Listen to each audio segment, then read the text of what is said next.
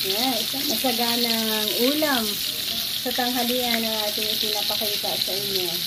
Piniritong tangigi.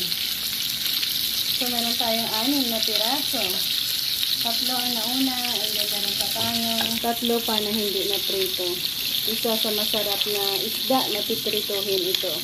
Besides sa ating isda na pinirito, partneran natin yan ng sabaw na hihigupin. Sa sabaw na hihigupin natin, meron tayong masarap na gulay-gulay, lupo. At yan ang sarap, ulam.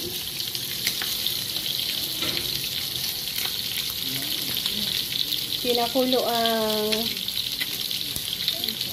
hipon, kamatis, onion, sigarilyas, patola, and of course, isa sa masustansyang gulay, ang lupo.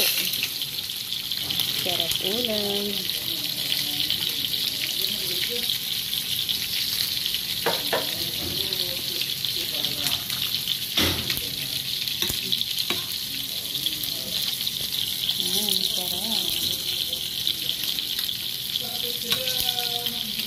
So, hopefully kayo rin meron masarap na tanghalian. Bye-bye and God bless sa ating lahat.